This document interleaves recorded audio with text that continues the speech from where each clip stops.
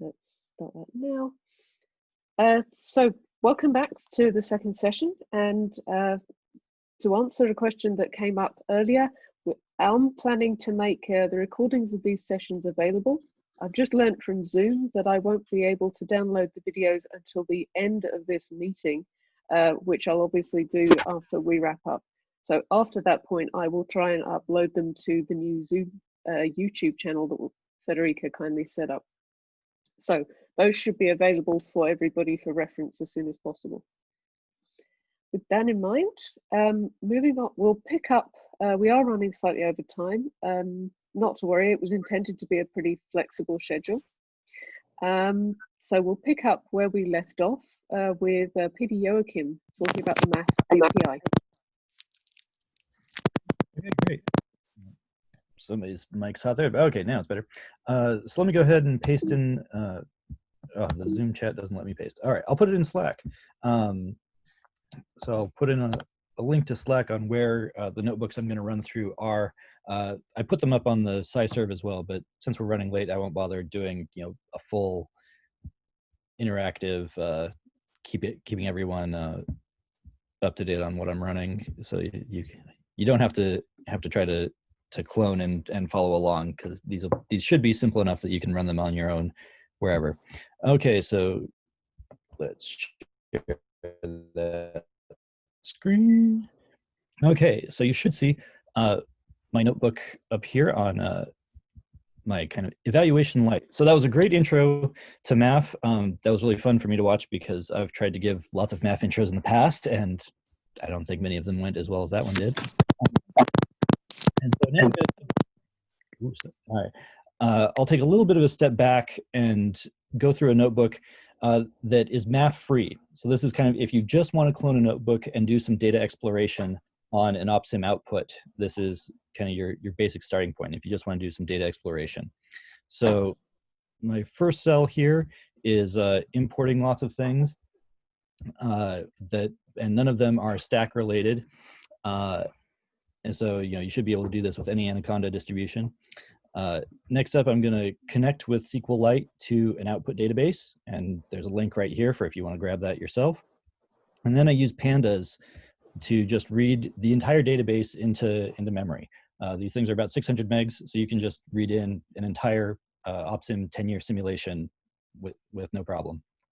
And so that just grabs all of it, which is great.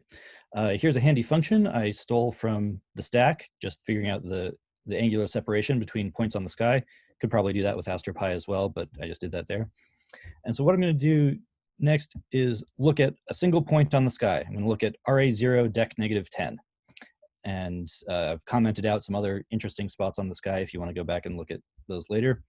I'm going to say my diameter limit is 1.75 degrees, because that's the field of view of Rubin Observatory.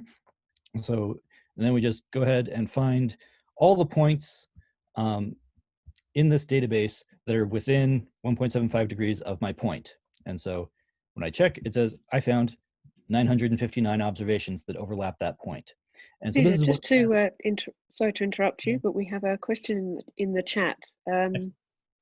Is the notebook available on SciServe? I think it's just been answered in the Slack post, so please, I don't know if I can copy it, but I will try. Okay, thanks, Peter, go ahead. Okay, yeah, I did run this on SciServe, but I don't know how to make it public or share, so we should put it up there somewhere. All right, so, and this is exactly what MAF is doing automatically for you when you run MAF. It's just going through lots of points on the sky, finding the observations that overlap. Notice we're not doing anything super fancy about the field of view geometry. We're just saying if it's within 1.75 degrees, we're counting it. We're not tracking chip gaps and things like that. So we have some switches that you can throw if you want to make that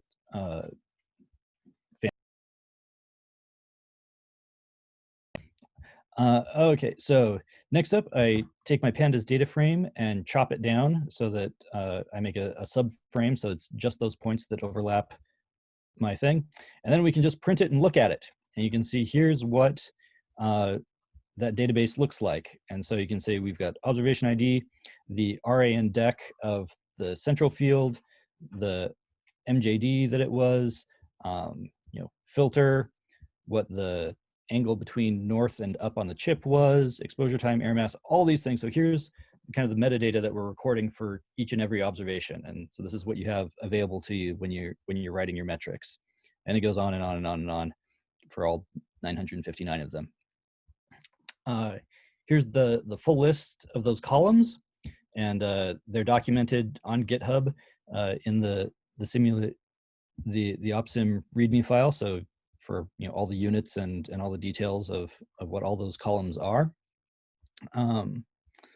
And this cell, I'm just converting this data frame into a NumPy data slice that will match what MAF usually uses.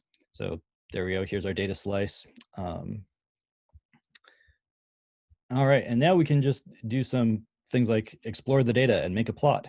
So here I just go ahead and for my point, I'm plotting the 5 sigma limiting depth versus time for this point on the sky.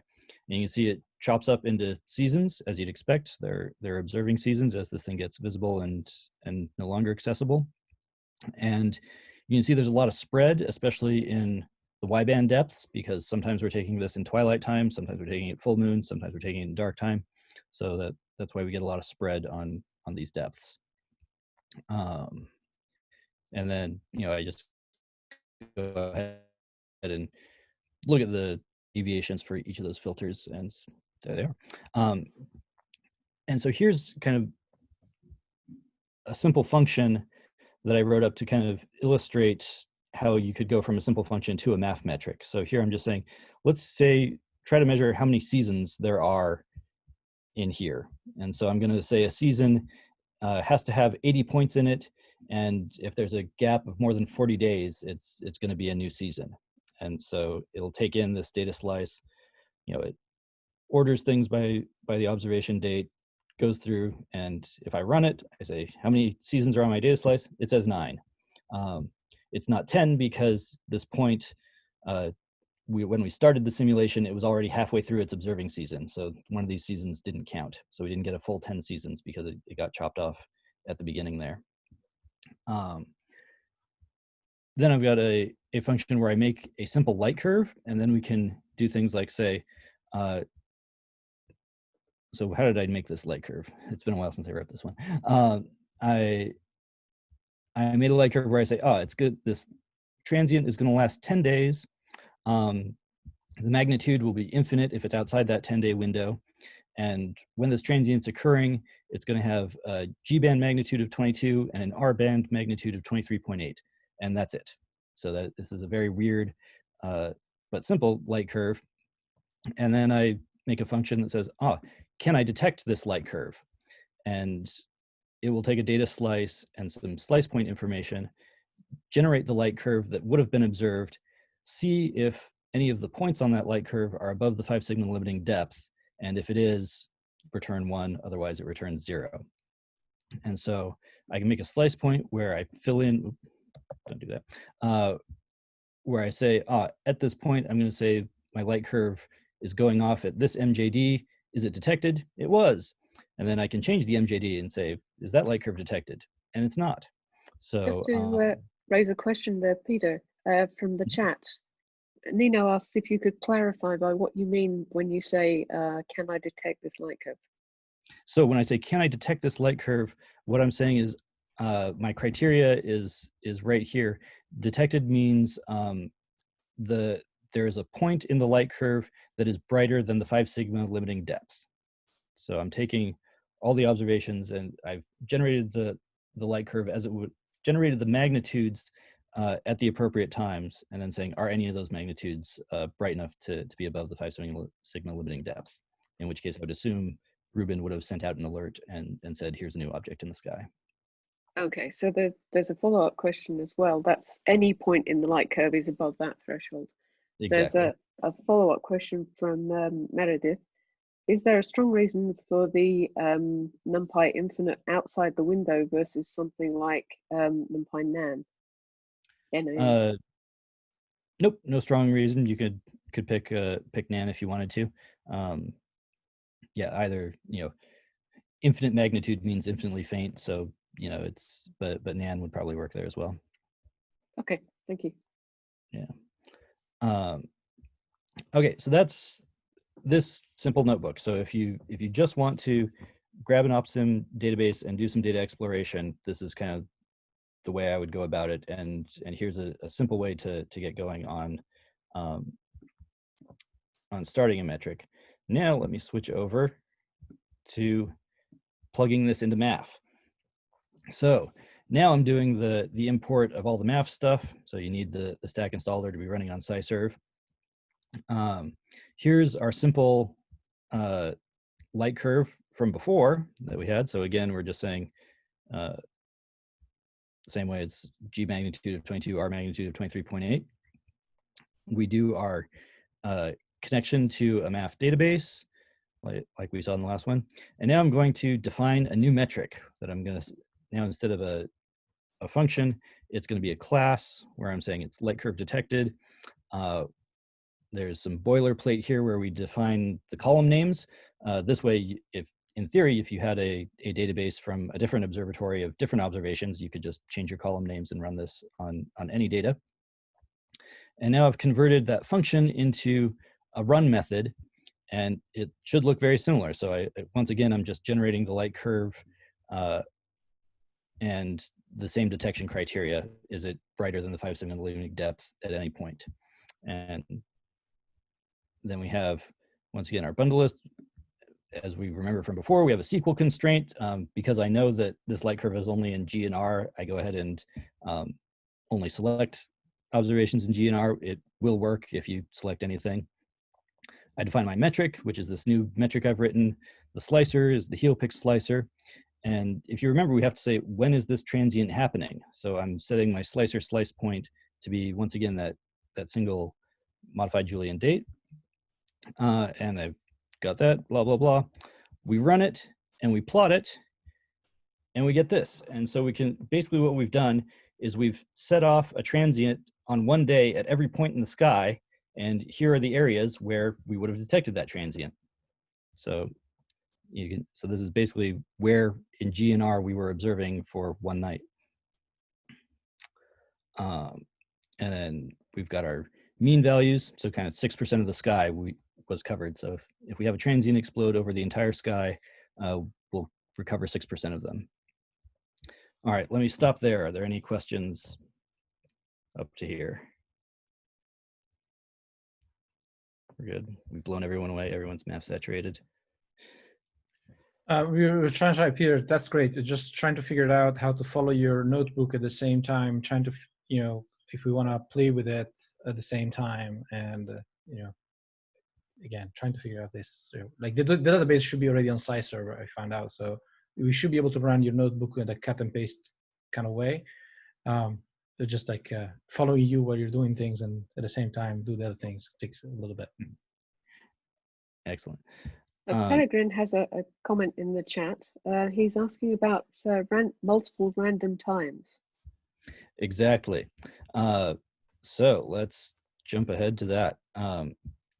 So that is my favorite kind of metric. So that was a single thing. Let's scroll down. Let's see if I can find it. So one of my favorite metrics is the microlensing event metric and slicer. And so for this one, we'd have to dive into more code. But basically, instead of using the heel pick slicer, we set up a slicer that goes through unique points on the sky. So instead of a heel picks grid, we can generate a population of objects, give each of them their own RA and DEC, give each of them their own explosion time or event time, and just loop over that. And so here's an example where we made a distribution of microlensing events. So you can see the Bulge, the LMC, and SMC.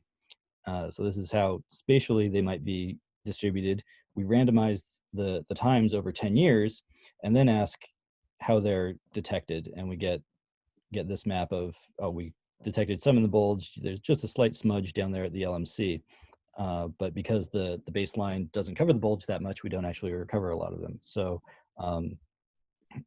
so yes, that is the hidden trick. So these are some of my favorite metrics where you generate a population of of transient events.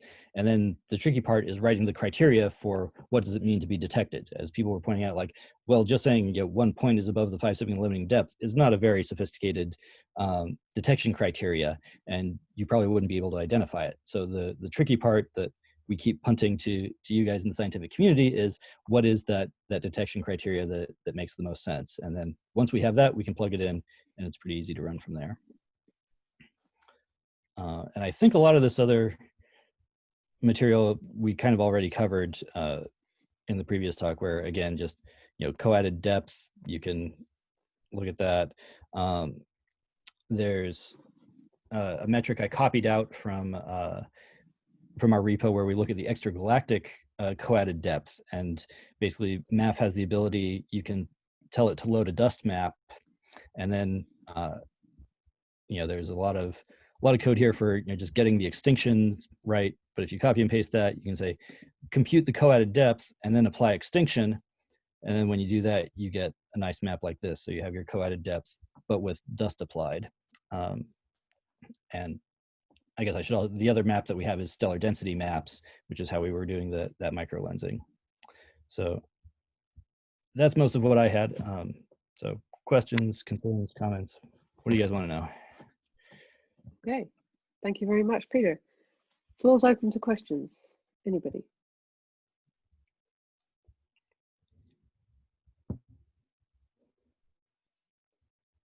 Don't forget you're muted. Let me unmute everybody. So I have a question. How would you go about defining your own detection criterion within this framework? Like, say I want to look for 3 consecutive data points above 5 sigma or whatever, and it should be, each data point should be higher than the other one.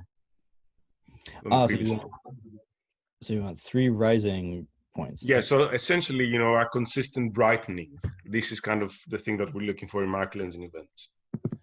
Right. So let's find when you write your metric, you would define that as code kind of in this block here. So you have your light curve, and so my detected criteria is if it's greater than that, and so you just have to add kind of more and more if statements and say does maybe find the first point in the light curve that's detected, and then take the next n and say, are they rising? Are they still detected?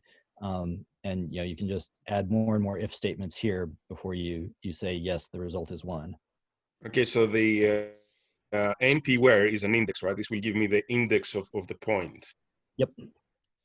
Okay, so then I would need to take the next index and check at that point. Okay. Right. So you could say, am I initially detected? And so you'd say initial detected equals blah, and if the size is greater than 1, initial detected is true. Then is it rising? R3 point. So you just have lots and lots of criteria, and then at the end, if they're all true, result equals 1. Otherwise, it's false. Okay. Yeah. Thanks. So I'd like to raise Zara Benito's question from the chat. She says, can you please add some comment on the value that we get in the mean, just percentage of sky coverage? Yes, so I assume you're talking about this mean right here. And yes, what it's doing so let's scroll up. So that mean was coming from here where I said run a summary stat on this metric. So it's taking the mean of all these values, and from our metric, we've defined them as 1 or 0.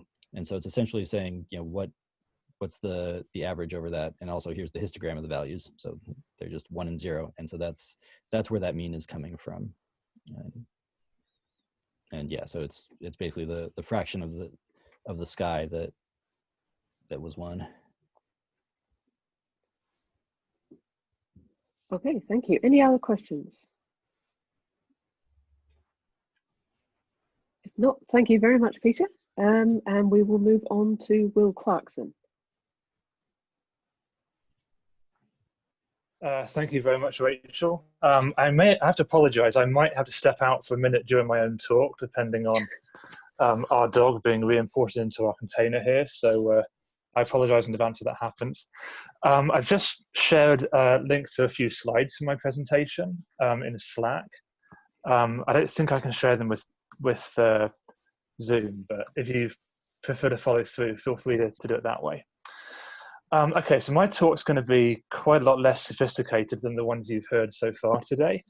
Let me share my screen here. So I'll say a few words about what this aggregator is doing, and then I'll demo it on SciServer. So I should probably start by saying that this is almost entirely work by other people, particularly Fabio Ragosta and Xiaolong Li, who wrote the notebook I'll be presenting. And I've put the link here in the slides should anybody wish to follow along. It's number 5 in the contributed notebooks that you see on the LSST opsim that Gordon and Xiaolong have put together. If you're following through without being able to see, to click on things, this is where it is in the opsim GitHub.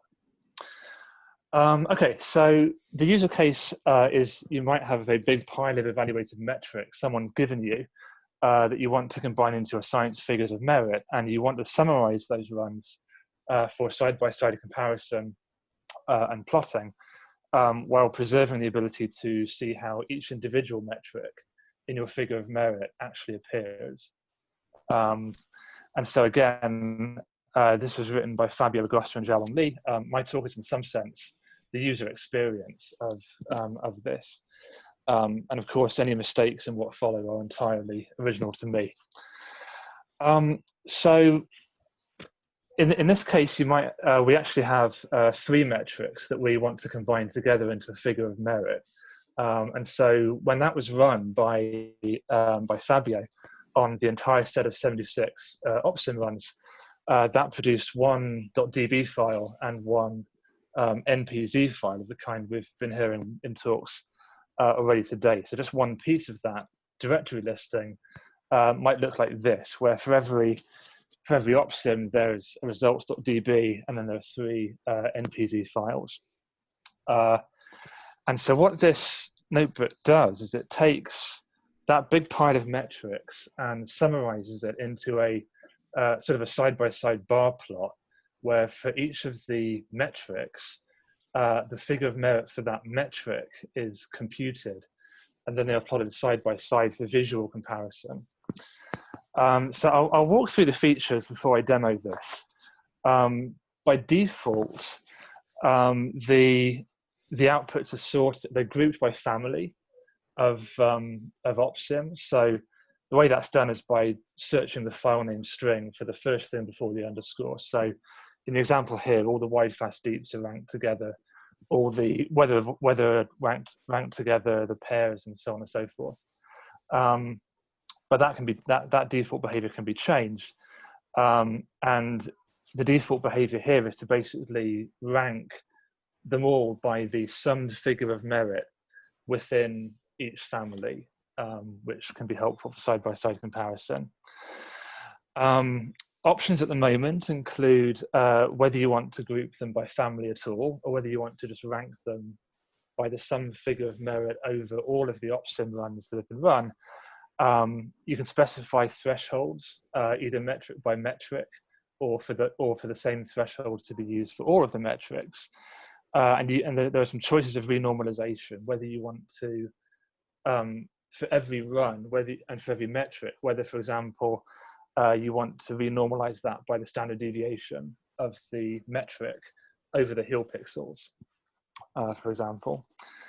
The notebook also can output the figures of merit to disk for importing into your own favorite plotting routine.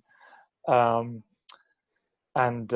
so we found this to be quite useful for just doing these side-by-side comparisons of all of the metrics, evaluating all the figures and all of the runs. As you've heard already today, like I think the other notebooks in the LSST opsim repository, the default search path for that big pile of metrics is a subdirectory of your own persistent MAF output data. And in this case, we have a subdirectory of that called PM, where everything has been dumped. And it does require both the NB and the NPZ MAF outputs to run, because it uses the actual data in the metrics for this. Before I demo this, I want to just share a couple of lessons that we learned by trying this. This is a use case in which somebody else basically gives you a huge pile of metrics to be aggregated into your figures of merit and compared.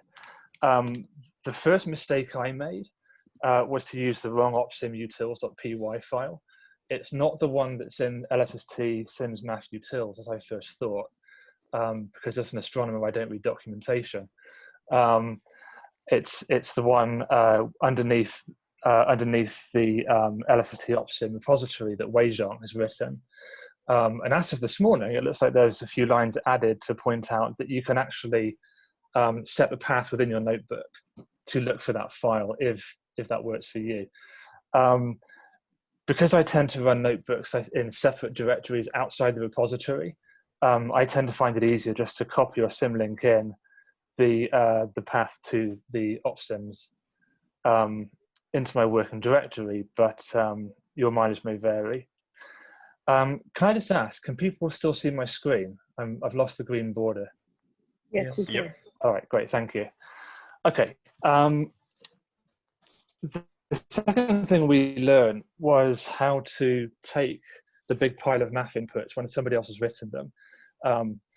So the way we accomplished that was I set up a shared volume that the other person, in this case Fabio Ragosta, was able to copy the math output into, so I could then run this notebook on that input.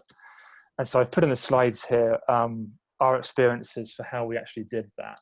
The documentation on SciServe is very clear and explicit about how to do this. One gotcha that we ran into that Yoachim was able to navigate us through was that for the other person to see the shared folder, they have to mount your shared folder when they create the container. So in a similar method to some of the issues we saw earlier today. So from the person who's being shared with's point of view, the screen looks like this. So when you're mounting the container where you want to see the shared volume, you have to click to check the box to enable the volume that you want to read. So in terms of actually getting the hard-won big pile of metrics from Fabio to myself, this is how we did it. I created a shared volume, he copied it into that shared volume.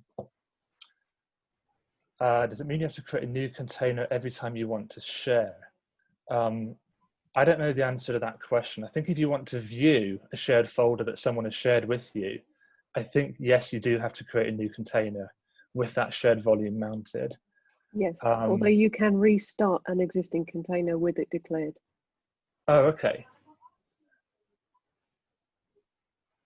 Nina, does that answer your question? Okay. Knut has a question. Can you not explicitly mount inside a container? Knut, you've reached beyond my expertise. Do any of our SciServe experts know the answer to Knut's question? I don't believe you can do that because there is run. Sorry, the SaaS server is backed by the Kubernetes system, so it's like an instance. Normally, you will only mount a volume when you first started. It's hard for them to do that, like, mount a new volume while it is a container still running. But I can't say for sure that it is completely not possible.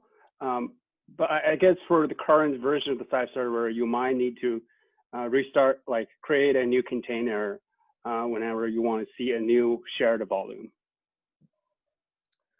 I'm pretty sure that's correct. I've never heard anyone try and add a volume to a running container.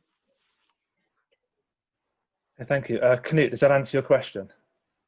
Okay. Yeah, I mean, the good news in this use case is we only had to do the sharing once to copy the files the big pile of maths from Fabio's account to my account, then I was able to access them. All right, so I guess I'll move on to the demo. While I'm setting that up, let me pause for breath and ask, does anybody have any other questions while I'm setting up here?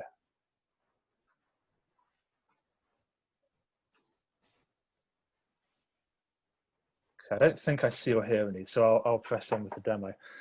You should be seeing my size server browser window right now. Can someone just confirm, please, whether you can see that? Yep. Okay, good, thanks. Thank you.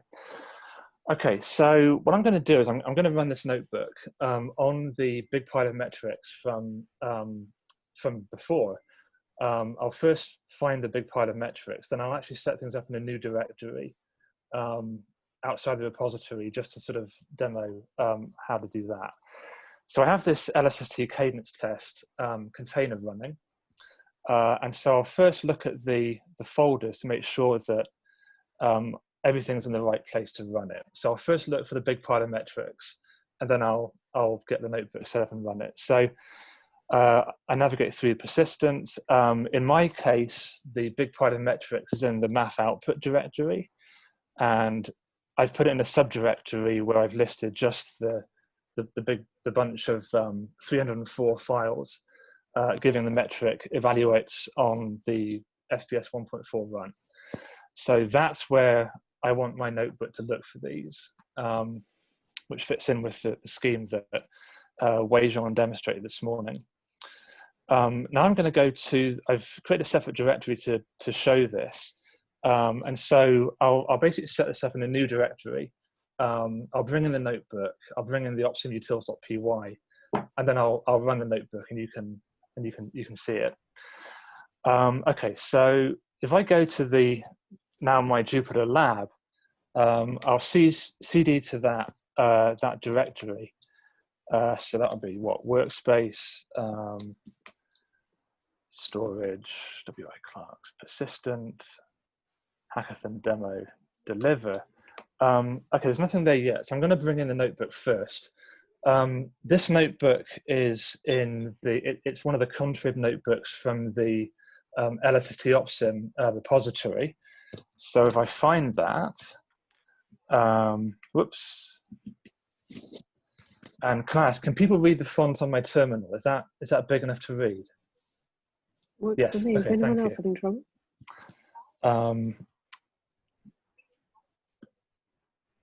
So in this case, the notebook lives in this directory. So I'll bring that in. Okay, it's not there, so I need to bring it down by git pulling. So I don't see my own script. I will git pull. Okay, interesting. All right, in that case, let me go back to where I was, and I'll copy it in from a metrics. Nino is asking, should he create the PM directory? So we create the PM directory because that's where my notebook is going to search for everything. So when Fabio brought in the big pile of metrics, that's where it was dumped. I'll demonstrate that in the notebook for setting where it looks for the big pile of metrics. You can set. And you may find that I should have said before. I don't think the big pile of metrics that we have is something that's available to everybody yet. I don't think you'll be able to download these metrics and run this yourself. I believe that this is the output of a big set of metrics that Fabio actually ran. So I apologize, but you may have to just sort of see how this works, and then later on we can maybe arrange to get the big pile of metrics into a local folder. Okay, so let's bring in the notebook. That's here, and now if I look for that, I'll do the notebook in the method that I'm familiar with, which is Hackathon demo, deliver, and now there's the notebook. Okay, so I hope everybody can see the notebook on their screen. So Nino, to answer your question, so as Weizhong said before, by default, these notebooks are looking for files in a subdirectory of your persistent user space. In my case, I dumped the big pile of metrics into a directory called a subdirectory MAF output metric data PM. So that's where this will look for it. If I had a different run called something else, I could create a subdirectory something else and dump the metrics there, and that's where it would look. Does that address your question? Okay, thank you. All right, so I'll step through this and actually just sort of demo what this is doing, because it's fairly straightforward to run. I tend to like first, when running something, just to find out where I'm running it from. So that's this. Now, the control variables in order. There's the username that that Weizhong demoed this earlier on today. That's how it determines where to look.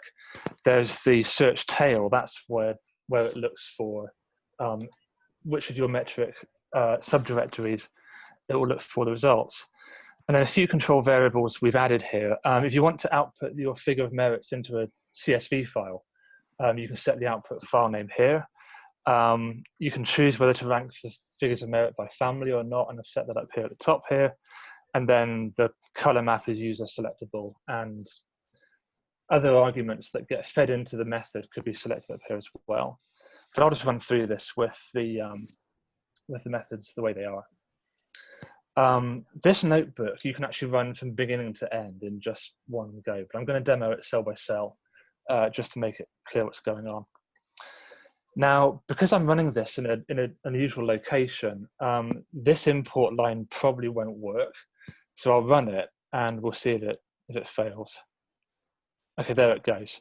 That's because where I'm running it, that relative path to the opsimutils.py is not valid. So I'll flip over into the terminal and I'll just bring it in. So let me just quickly do that. Opsimutils.py dot. I'll link that in. Okay, now my working directory contains the notebook and it contains the link to the opsimutils py file that we saw before. Now when I rerun this, this should work. Okay. So I'll go through the front matter that you've seen, I think, in some of the previous demos. This cell is exactly the same as what you've seen before. Here's where the notebook learns where to look for the big pile of metrics. And then these are these wonderful routines that Weizhong has written to sort of import everything to look for the hill pixel, the metrics. And then this cell down here is where everything really happens. This is the definition of the method that Fabio and Xiaolong have written. And so I've graffitied this with lots of comments for what I think this is doing. So this I hope will make it easier for people to take bits of this into their own work should they need to. One of the nice things about the way that Fabio wrote this is that it's fairly transparent, so you can update it to do the things that you might want to do. Can you please post it? Sorry, Yanis. Yes, if you look at the link right at the beginning of the slides, this notebook is the number 5 in the contributed directory in the LSST opsim GitHub repository. So when I finish the demo, I can put the Slack in there. I can put the message in Slack. But yeah, so for example, if you wanted to, let's say, renormalize everything over all of the metrics and all the figures of merit, we could add the code here once the figure of merit has been aggregated for everything. And then down here is the syntax that does the ranking. There was some discussion, I think, in a previous session about the ordering of everything. The way that we've done it, this is how it basically constructs the array in increasing order of whichever quantity we choose for the rank. But for the moment, I'll just run this, and all the action happens in this last cell at the bottom of the notebook. Everything before this is just preamble and setting things up. So the call is, this is the figure of merit. You pass it the bundle dicts set that the Opsim utils have read in. Oh, thank you, Gordon. Gordon just posted the link for everybody. Table path is the output path where you want the AstroPi table to be read. Verbose means print the first few lines to screen. You can select whether it ranks by family or not. You can choose the color map, and then I've given it a file name to generate the output plot. So I'll run that, and we'll see if it works on the night. It typically takes about between 10 and 30 seconds in my experience to go all the way through.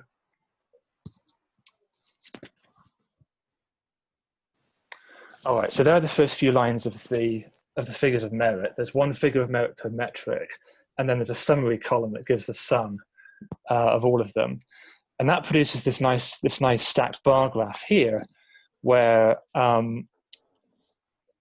because we switched on the ranking by family, the opsims have been grouped by family and ranked by the total length of those 3 bars in each case. So that produces this nice plot that you can sort of visibly compare them side by side.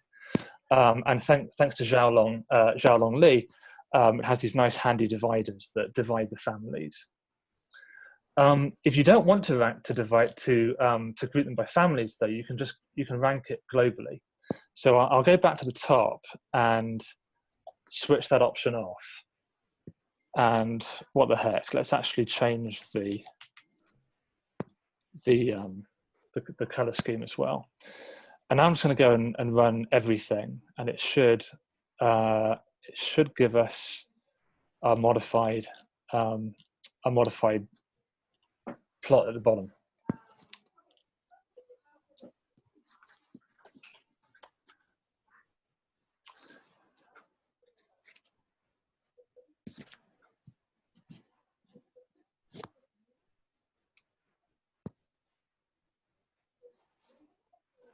Okay, here we go. So it's aggregated the figures of merit, and then what we're different is that the plot will no longer be grouped by family. Now it's just flat out ranking everything in one go by the length of those bars. And that's actually pretty much what I had. So this, I think, is an example of sort of a community end user, particularly Fabio and Xiaolong, writing a nice notebook that takes the NPZ files and produces a nice plot and AstroPi table that you can use to sort of side by side compare your outputs, optionally grouped by family or just ranked globally. So that's what I had. I remind everybody that you can see the notebook at the link that Gordon has posted in the Zoom window here, and you can find the link at the beginning of my slides. I think I'll stop there, and if anyone has any questions, I will do my best to answer them.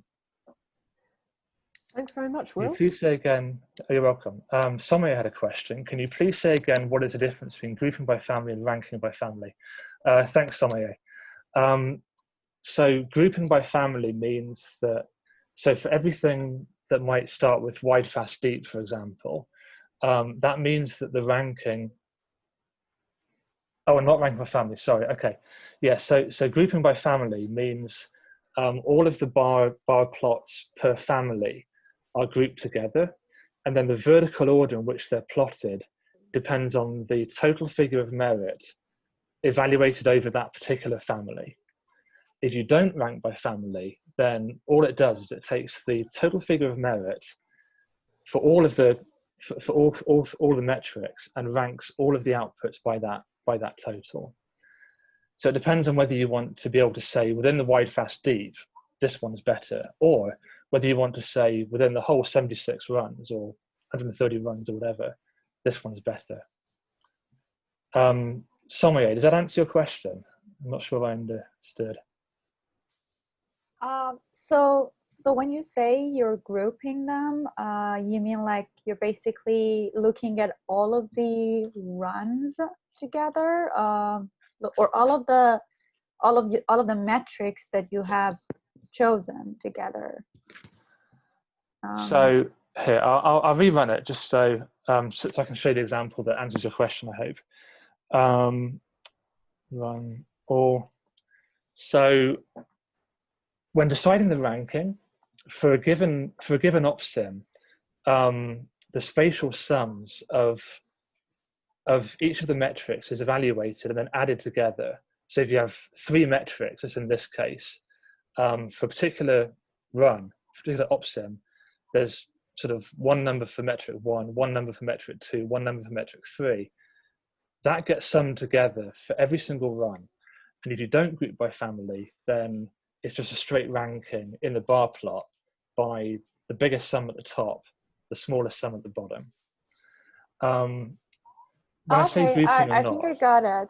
Okay, sorry, I think this explanation was, yeah, thank you. I got it, thanks. it's just about the ordering in the bar chart. So do you want the bars to be ordered within all of the wide fast deeps and all of the bulges and all of the AGNs, or do you want one flat ranking for everything?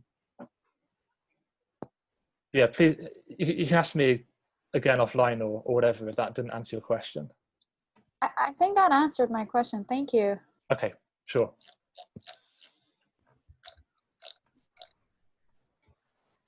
Lynn, do you want to make that comment verbally? Yeah, actually, that would be great.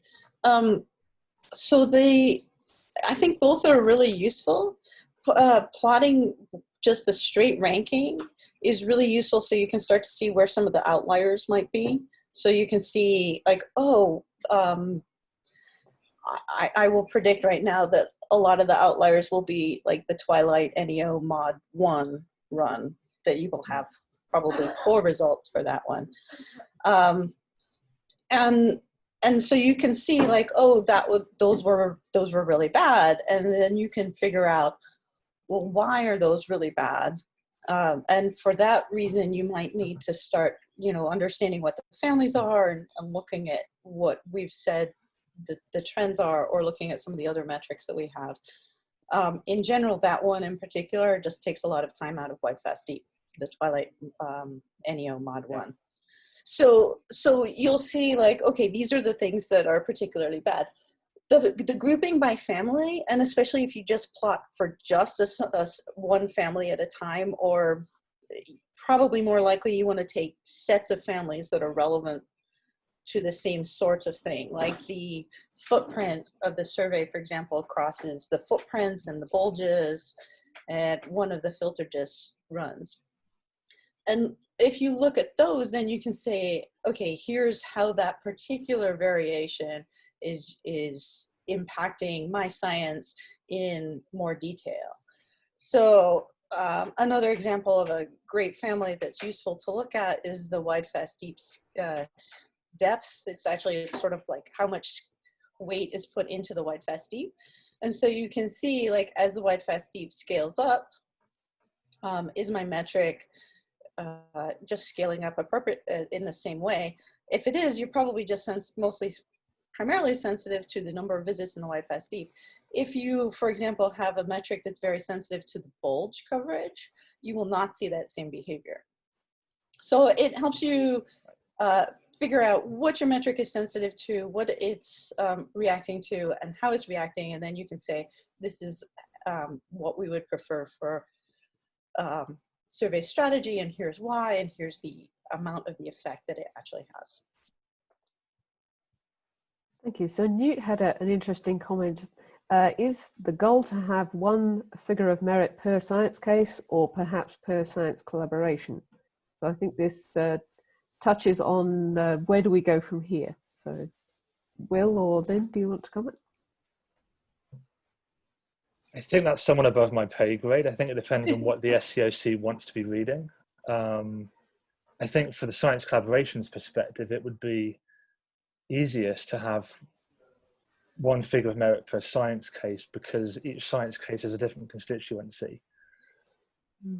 Yeah, and I think I would say the same thing, that you might end up having one figure of merit or one sort of the viewpoint on what you want for survey strategy from each science case.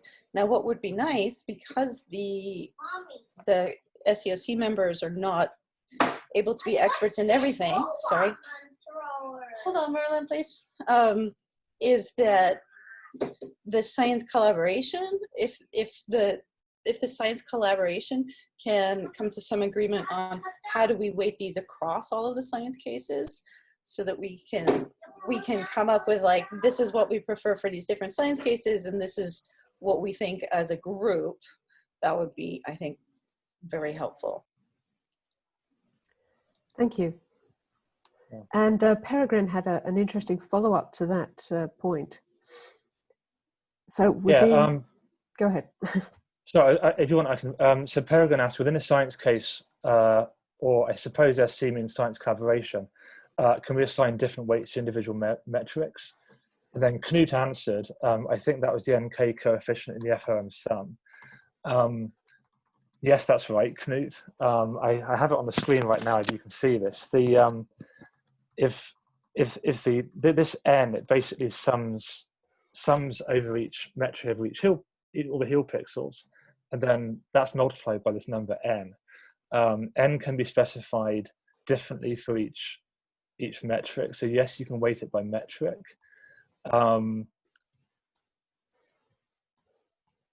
I suppose you could imagine adding some sort of weighting by field, but by run, excuse me, but that, or even some sort of spatial weighting.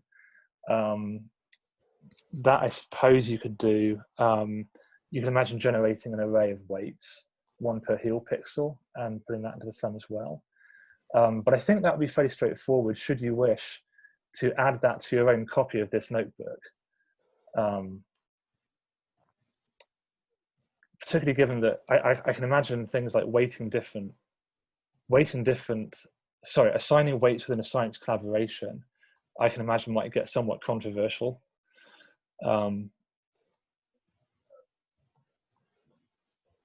Peregrine said, I imagine there's a lot of politics behind NK values. Yeah, I mean, you're basically encoding the judgments that the science team is making on which of their ingredients they value the most. But it may not be as subjective as it possibly sounds, right? And it may be based on experience.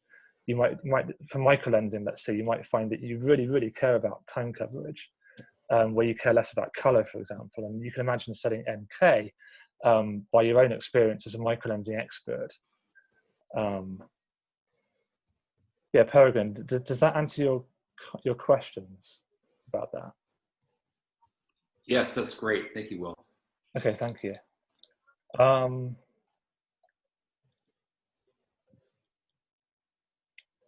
So I think that answers all the questions about this notebook. I see Igor's made a suggestion about all the useful links being put into one notebook.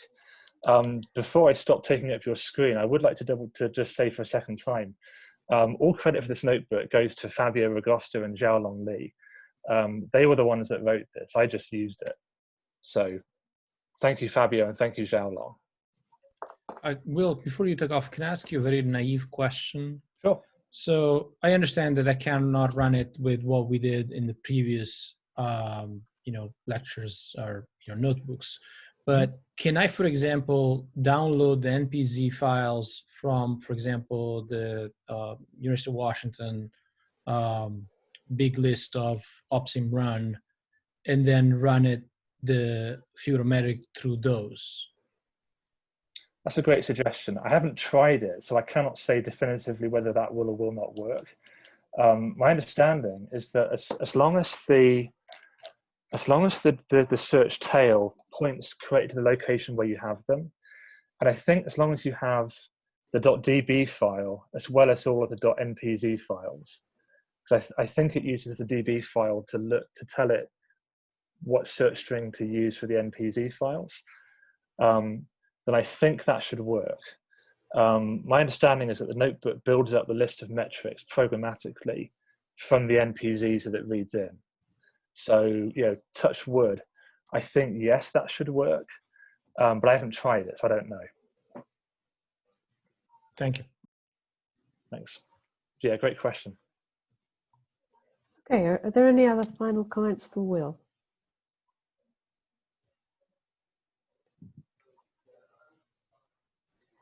If not, then thank you, Will, and all the contributors to that. Thanks very much. That was a great introduction to the MAF and how to use it to evaluate the different options. So thank you, everybody, who presented this morning. My time, of course. So moving on to the next set, we have just over an hour left, and I don't want to run over the end of this session because I am conscious that it is extremely late for some people. But the next session of the hackathon is really starting to get into the part where we are more interactive. And I'm going to switch to sharing my screen and hope that you can see me. So share that. And hopefully you can see my screen now. Somebody give me a thumbs up because I can no longer see either the chat or the Slack session. So yes, thank you. Responses are good. We can see your slides. Excellent. So most of you have probably seen this in advance, and many of you have contributed. The intention of this section was to give an overview of all of the scientific metrics that were proposed as a result of the Cadence white papers. And I want to thank everybody who contributed slides to this. Many people have, too many to name, so thanks to everybody. The goal of this is to give everybody a quick overview of what metrics are available, how they might be combined, because in many cases, a given metric is applicable to multiple science cases. And to give an idea of what the status of an individual metric is and what is needed, really what the next steps are in order to turn that into something we can productively evaluate for the SCOC, and to provide the MAF team with anything they need, for example, documentation or boundary conditions. So, hello,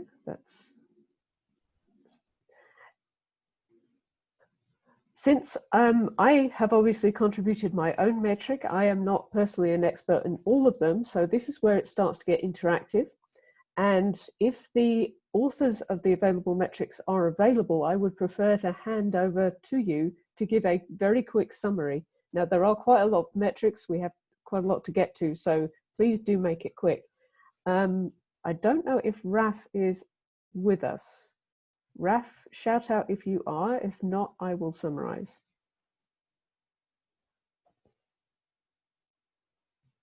Okay, I'm going to take that as a no. So you'll find that the metrics fall into a number of different categories. Some relate to the footprint that are covered. Some relate to the time the time sampling over the course of a light curve. Others refer to the depth. In this case, she is focused on the gravitational wave follow-up metrics in the sense of quantifying how well or badly a given simulation would enable the follow-up for gravitational wave declarations. And I notice here that although it appears to have been outlined in a white paper, which is published, so that's great, its implementation is not applicable. So I'm guessing that means there isn't actual code yet to implement this. And therefore the threshold conditions applied have been applied more in theory than actual a comparison field of merit like the one Will just showed. So that then gives you a quick status outline of where the next steps could be in the next day of the hackathon. I can't move. Why can't I move? Okay, here we go. The next metric, moving on to some of the ones that I've added myself. We took, in the microlensing group, we were taking a look at the cadence that will be achieved over the course of a light curve. So we're now moving into the time domain. And what we care about in particular is whether we're going to get sufficient cadence to actually be able to characterize a microlensing event while in progress. And we have the threshold conditions that we've laid out depend on the nature of the lens. So we have stellar lenses, which are generally shorter, so the cadence has to be shorter than they are for the compact object lenses. And we've defined the boundary conditions necessary in order to run that metric. The status of the code is that it has been written and integrated with Sims MAF contrib, so that is available. It is somewhat documented in the sense it's described in a white paper, but one of the things that I personally would like to come out of this hackathon is I'd like to get proper documentation available so that that is then available for the SCOC and the MAF team. Mike, are you there? Yes. Okay, great. So this was a metric that is using some stellar density models to try to do a fairly quick analytical analysis of how many stars there are. And so this will actually, I believe this should actually allow it to be not just how many stars are between a set of distances, but I think this will also do number of stars that will fit a mass criteria. And I was really quickly checking to see if my memory was right on that.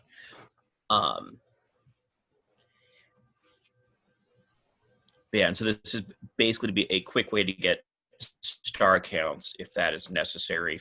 Really, if that's necessary for anything where you're concerned with something that, you know, X% of stars are going to have the feature you're after, you need to know how many stars that is to begin with, which is the intention of this metric.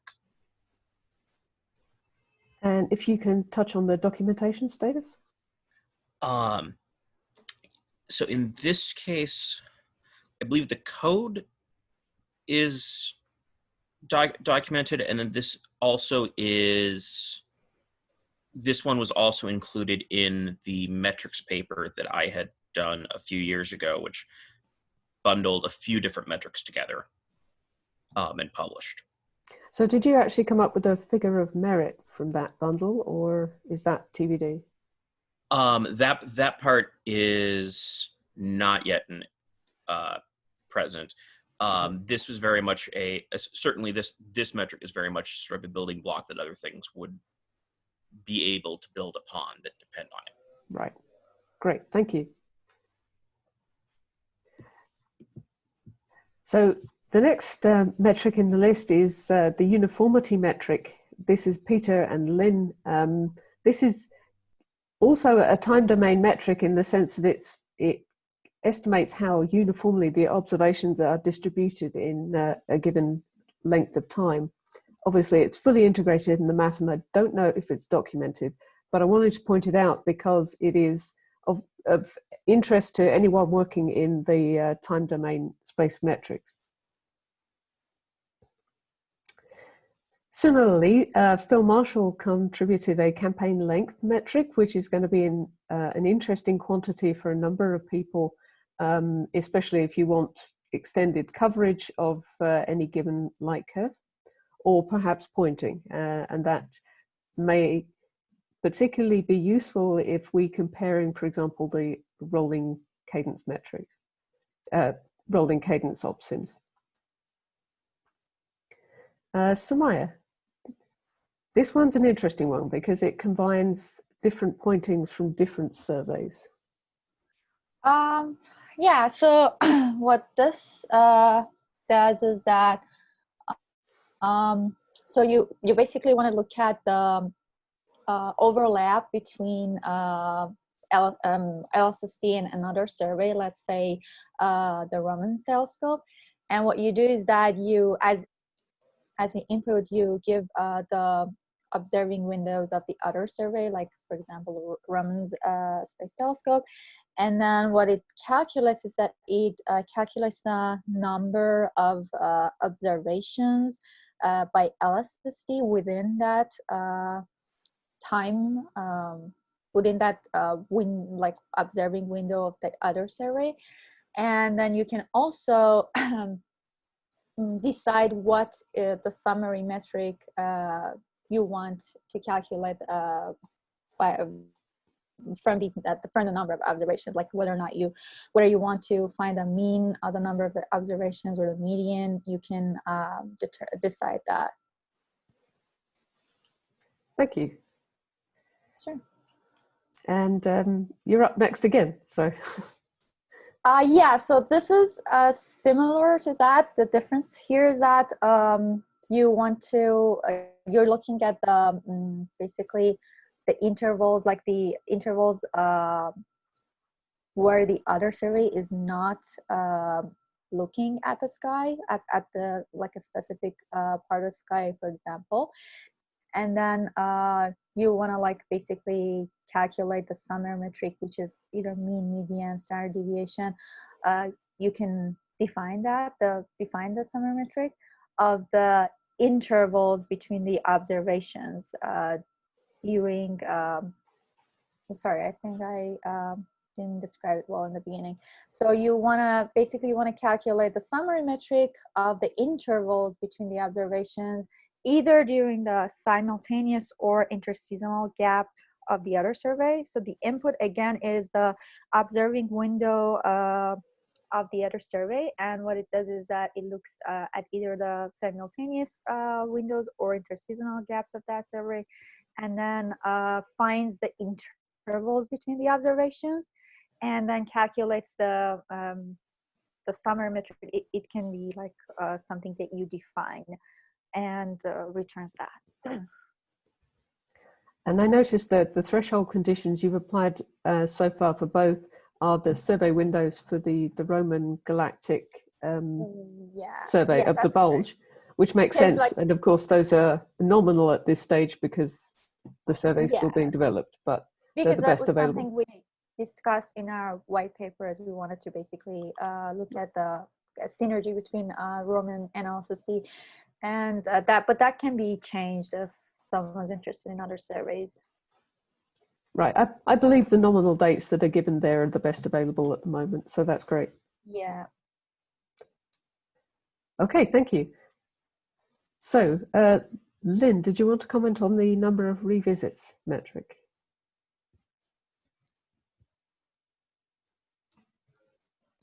The number of revisits. Oh, right, I forgot I had some in here. So this, just calculates the number of visits to a given pointing that have time differences less than dt. We run this as part of one of the sets of MAF standard metrics, I think. And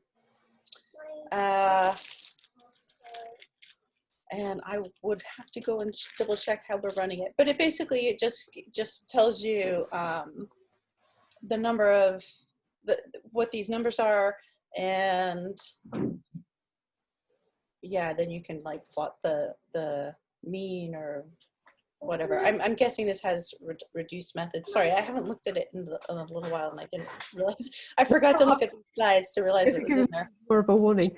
No, I think I added this one into the list for reference, largely because I know we called on it certainly for the microlensing groups when we were evaluating light curves. So I think the threshold conditions quoted there are intended to be combined as probably a figure of merit with some of the other preceding metrics.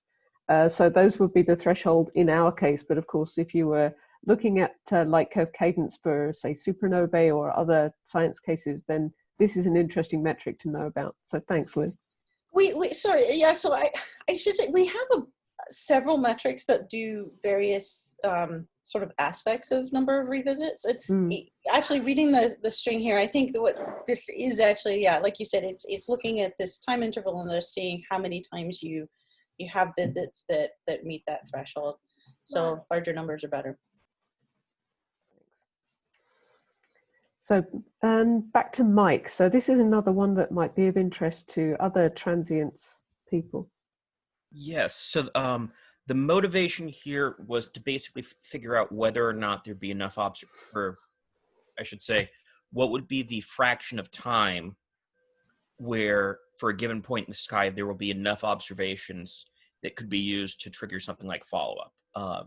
And so this was with microlensing as sort of the example that this was structured around, is the idea that for microlensing events of a given time scale, and that's a parameter that this does, that you can set, that you would need a certain number of observations in about the first quarter of that event to sufficiently identify this as something that would need follow-up in some capacity. And so what it is doing with that bit of information is that there's effectively a time window in which you would like at least 3 observations, and that those 3 observations need to be separated by some minimum amount of time. And then it looks over the entire run of LSST, breaks that up into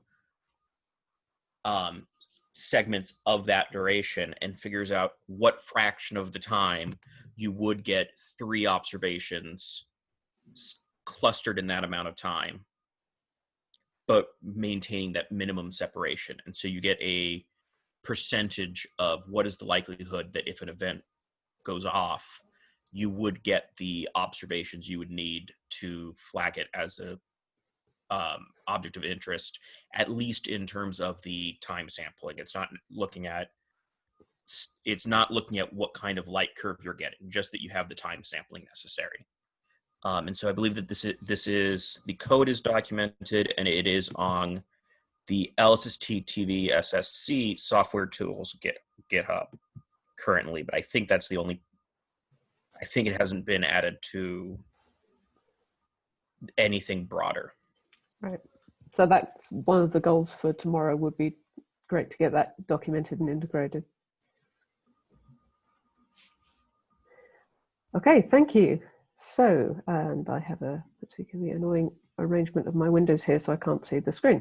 Okay, so SEPO, the low surface brightness metric, this is moving on to extended objects. Am I correct in thinking SEPO is not with us?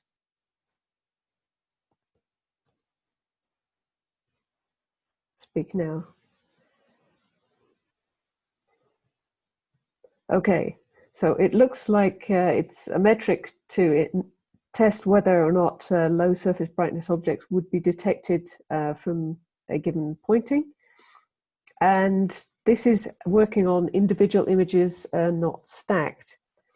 So they prefer, obviously, longer exposure times. So this one gotcha when running a lot of the metrics is sometimes the metrics can be fooled by some of the special case simulations that, for example, have shorter exposure time. So this is something to watch out for when you're working with them. So it looks as from this, oops, it's not clear from me. Oh, it says it is. No, it's not clear to me from this that it is actually implemented.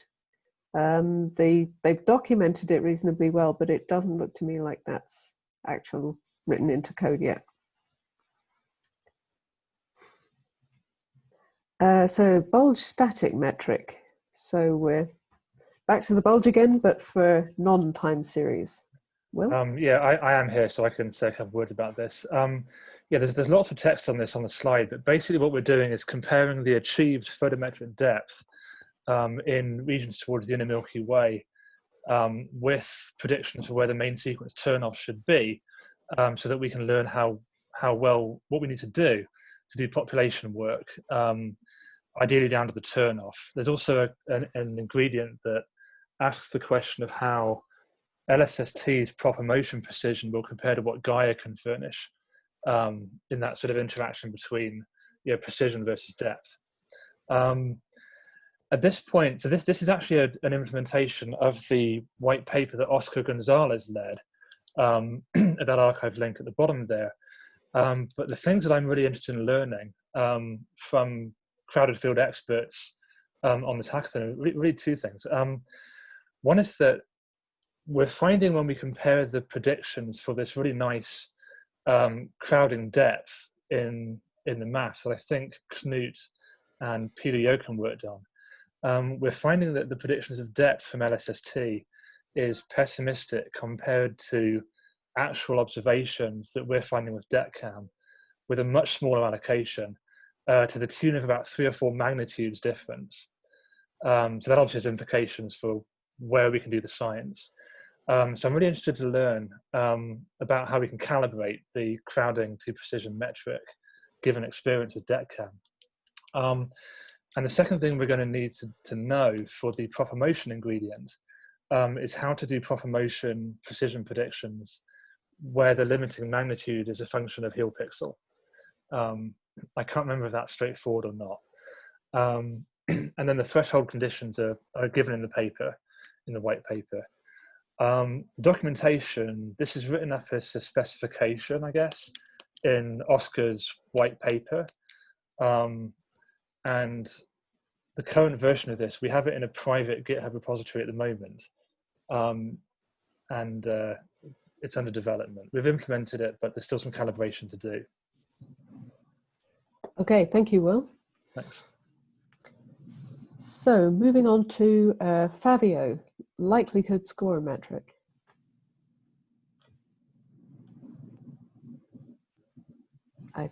Is Fabio available? I can't actually see who's on the call. I'm going to assume not because I can't hear anything. So this is estimating the intersection between heel picks for the likelihood score distribution of the proper motion of objects. So the code is written and the threshold conditions have been defined. I don't see documentations, but it does look like it's already been bundled together for some kind of figure of merit. And one of the things it's bundled together with is the confusion. So, and the transient PM metric, which I'm imagining is the next. So this looks like it's in fairly good shape. Okay, Xiaolong, do you want to comment on the filter per T?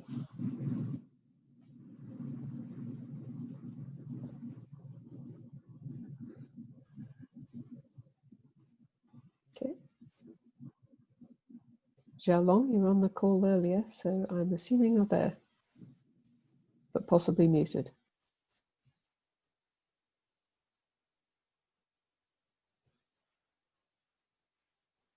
Okay, perhaps we can ask Xiaolong to fill in some more information about this later, but it does look like it's another time series analysis code, specifically for different filters observing a single field.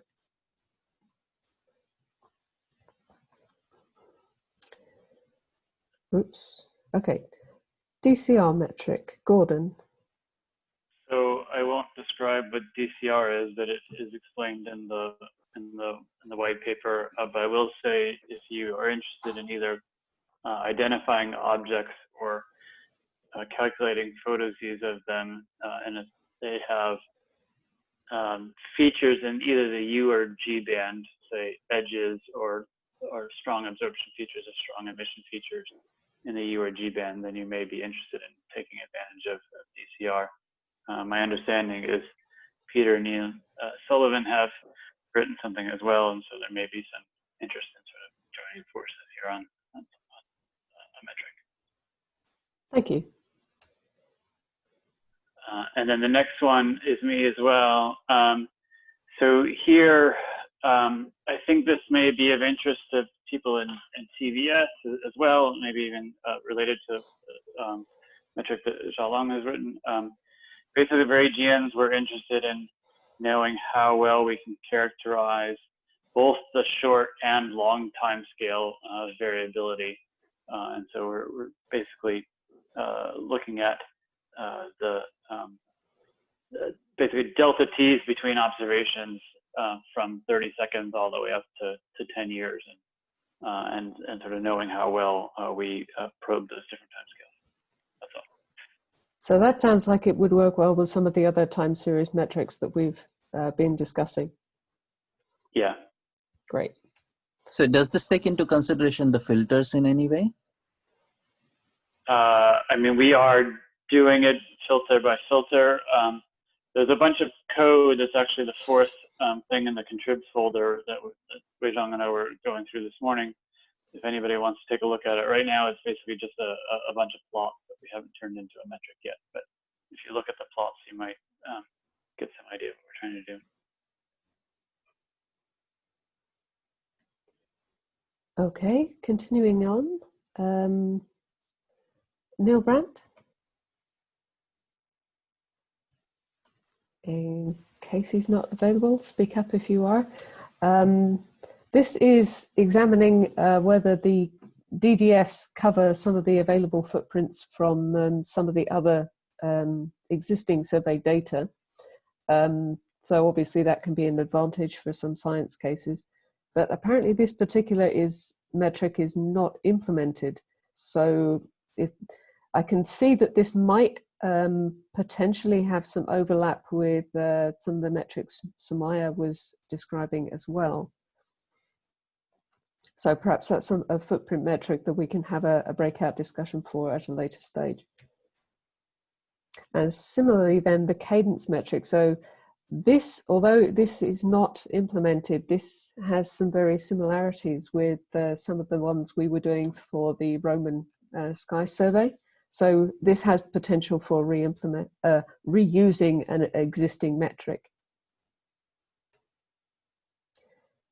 And uniform depth metric, although this is, I believe there is a metric in the existing MAF. Lynn, perhaps you can comment on this. It seems like something that there is an existing metric for.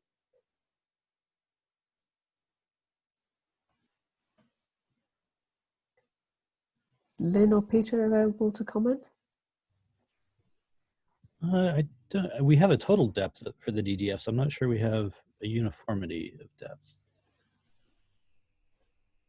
Okay, so maybe that's a subject for one of the breakout sessions to see if it can be existing applied or we need a new metric for that.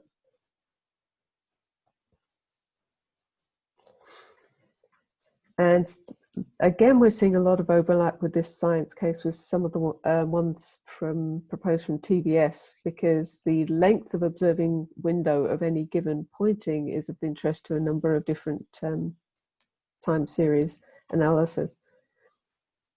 I should say that's related to TCR as well. Right, okay. So I think this is a subject of that we should discuss in the time series breakout session, which we'll come to at the end, is how much of the metrics we actually need new code for, whereas whether we can adapt some of the existing ones. Okay, image quality on the other hand is something we haven't touched on yet. So since Neil is not available to comment, the outline seems fairly straightforward. This is something I think we could write reasonably easily because I believe the seeing information is available in the metadata in the OpSIMs. Someone can correct me if I'm wrong. So that's a potential task that somebody could take on tomorrow. So moving back to the time domain, Sarah, did you want to comment on this one? Yes, thank you. This is a proposal described in the white paper, the PIR, myself and Pat Artigan. It is focused on young stars and their variability, in particular focused on the short-term variability due to eruptive bursts, accretion process with bursts, rotation, stellar activity, and so on, and to discriminate between different processes. We ask for a cadence of observation every 30 minutes in 1 week in 3 different bands, pointing a star forming region, possibly a change in the star forming region. So actually we don't have a code, but we explain all the concept and motivation in the white paper, and here just briefly indicate some number. We compare with what the WIFAS Deep main survey visit in GR and and I filter, and the ratio with respect to what we are proposing to have 140 points in each filter in 1 week. So to discriminate flares deep in the light curves and so on. And so this ratio here indicates what we gain or what we lose if the cadence is very different. But this is 1 week of this very dense cadence, 1 week per year. Of course, it's not for the full survey. And we propose to start in the Carina Nebula, and then to change if it is possible into other terraforming regions. Okay, and reading the slide, it seems like the code has not actually been written, but it's pretty well specified. Is that correct? Yeah, the point is that we identified a sort of figure of merit by considering this ratio that you can see here. When we propose to have 140 points in the light curve, if we don't get this dense cadence, we obtain 0.15, let's say, in the G band, and this cannot fill the light curve enough to discriminate the process. So in a sense, the figure of merit is already indicated without a code, but there is a clear indication of these numbers.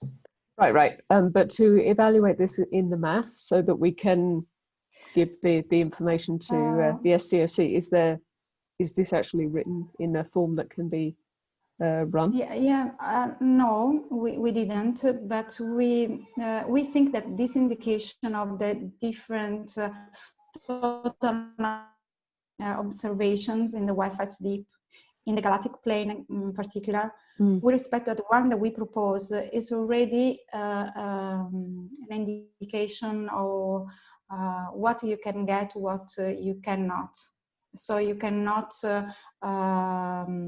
get the main goal of this project. So of course we can discuss maybe in some group, because it has not been developed in MAF. Okay, thank you. Thank you.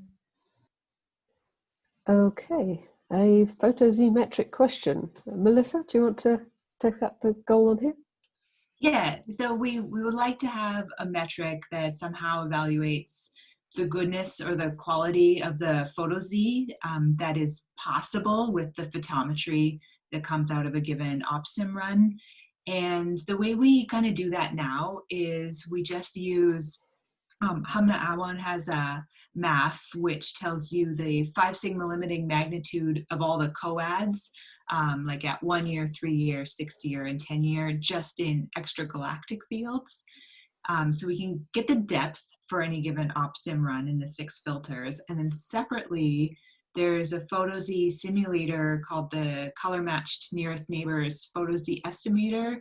And all it needs as input are the depths. So we take the depths and then we put it separately into a PhotoZ simulator. It does all the simulations for PhotoZs that you would get from a survey that gives you those co-added depths, and then outputs a variety of statistics about the PhotoZ quality, like standard deviation and bias at different redshifts. So what we're trying to figure out is how to go from a metric to some like aggregate PhotoZ quality, like just a couple of values, or like one easily interpretable plot. And that's what I think I'm hoping to work on with Alex Maltz and Francois today and maybe tomorrow. And I think they're both online, so if any of them would like to expand on that concept. I can say that one of the other things that we're thinking of is how to turn this into something based on information, so that there's an obvious way to combine metrics if they're in the same units, like nats or bits or something.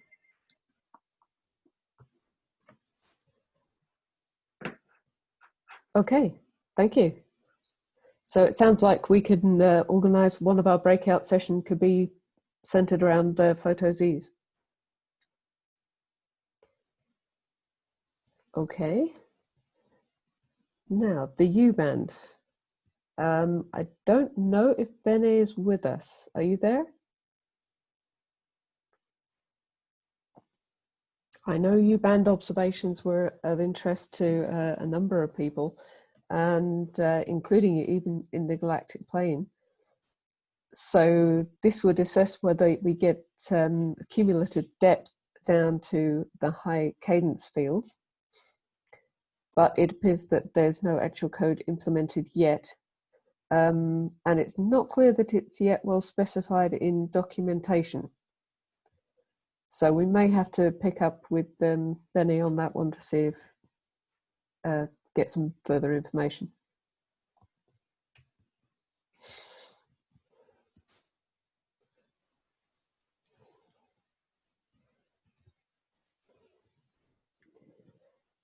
Okay, moving on to TDEs.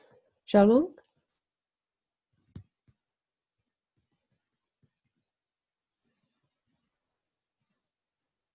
Okay, I'm not hearing anybody. Perhaps Peter or Lynn, would you like to comment on this? Oh, let's see, which one is this? TDEs. Oh, yes, so we do have a nice metric where we generate a population of tidal disruption events, and we have, this is one where we do have a series of criteria. So this is a really good example if you have a transient and you want to look at an example of how to have multiple criteria for detection. So we have a weak threshold that is it detected at all, and then a series of criteria of like, is it detected in multiple filters within 5 days of the peak, and then also is it detected at least 5 times in the outer tail. So yeah, this is one of the metrics we're running by default, and it's in the report to the SCOC. So this is a good one to look at as an example. Terrific, because I noticed you mentioned earlier the microlensing metric that you had written as well might be another one where we might want to make a similar comparison. So we can use that as a template later on. Yep. Thank you. Static probes figure of merit. I'm afraid I can't comment on this one either. And Husni, I don't know if you're with us. So if anyone who is a collaborator of Husni's would like to comment, now's the time. I'm afraid I don't know enough about it to be able to.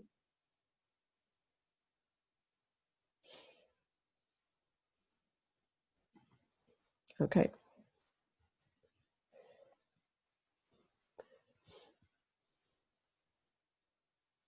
So it's unfortunate they can't join us, but it does look as though it is documented and fully implemented. So perhaps they are happy with their implementation.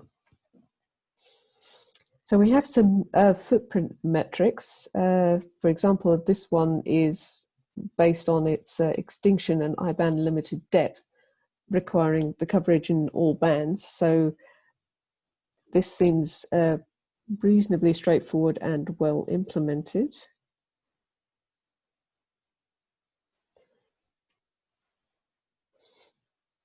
Okay, and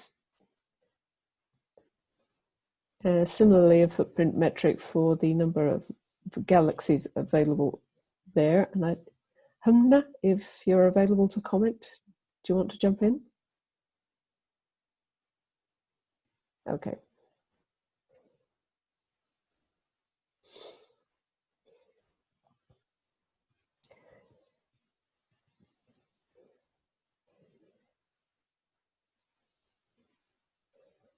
So if Philip is online, he can comment perhaps on how they compute the number of supernovae expected from, presumably based on the footprint covered by a given OpSim. It's available in the MAF and documented if anyone is interested to include that in their figures of merit.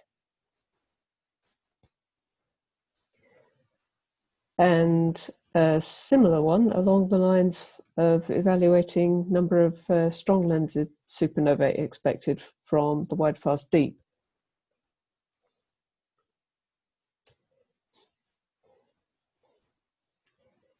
And likewise kilinovae.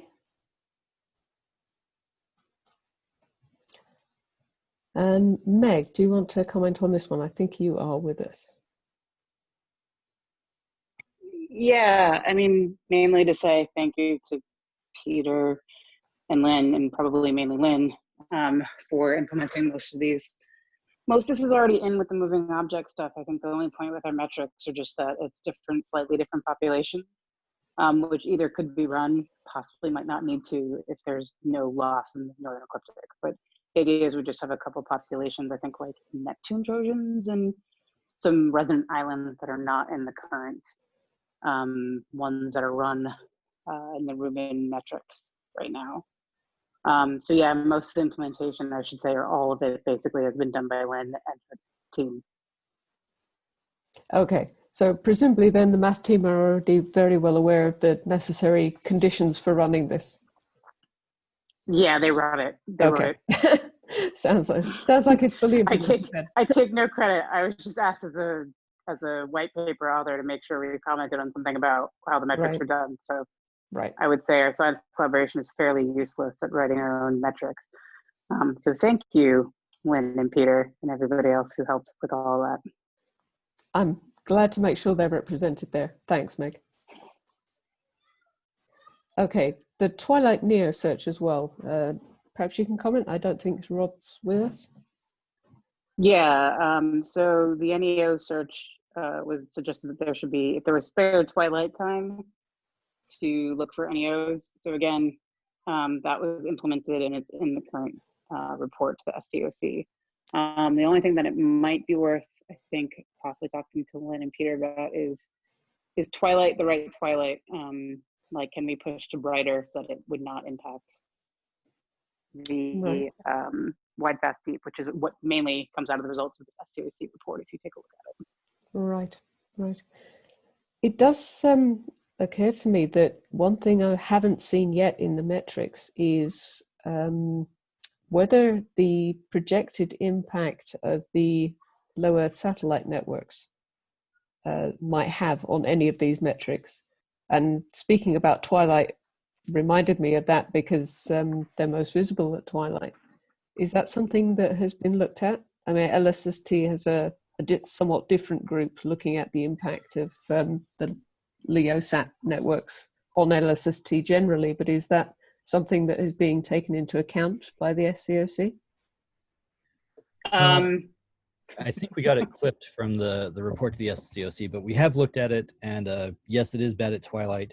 The good news is that the Starlink satellites don't saturate images, so we don't have to completely dodge satellites, but yeah, it's an ongoing issue, and we are working with Starlink, and they are actively trying to make their satellites fainter, but it'll be interesting to see. Right, and I would argue for the NEO Twilight search, you would find stuff that you can't find otherwise because of the phase angle. So even if you lost 90% to Starlink, you probably still want to do it if you had nothing else to do with the telescope and it was safe to open, right? Then you still might want to do it because occasionally finding one of them would be good, you know, for NSF and other things. Probably, right, to say, hey, look, we found something that could have impacted Earth. Right, so I know for us, we're not thinking of tweaking that metric. We're very happy that we got the help from Rubin Observatory to even get the stuff implemented. Okay, thanks. Okay, so I'm going to come out of full screen mode so that I can see the rest of my screen and your comments. So thank you to everybody who contributed information on the various metrics that have been written and what status they're in. The goal of, frankly, the rest of today and tomorrow is to find a way to move forward of how we can make sure that all of our science metrics are properly evaluated and taken into account. Given that there was so much overlap apparent between the science interests of different domains, as it were, Fed and I thought, as a suggestion, have how to organize the breakout sessions. We could start by having a breakout of metrics dedicated to the time sampling, one for the footprint and one concerned with the depth. And in the course of that last discussion, it seemed as though there might well be a fourth breakout session for PhotoZs. But these are suggestions, so I want to throw everything open to everybody now. And I'm going to stop sharing so I have control of Zoom again. How do you want to organize the breakout sessions? This is where it really hands over to everyone from the different science domains to make this productive for your science area.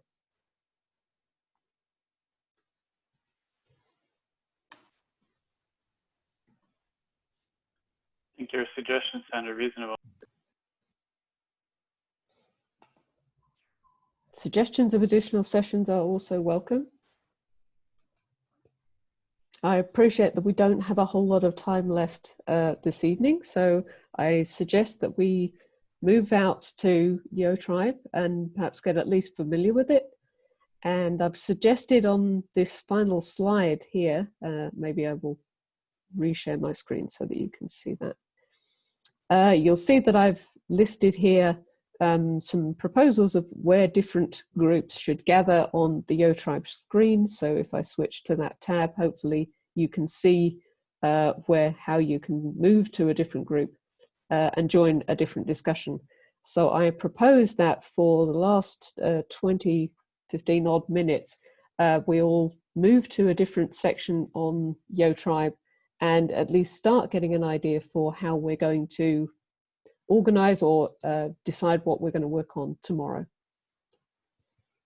Okay, and with that, I will stop sharing this.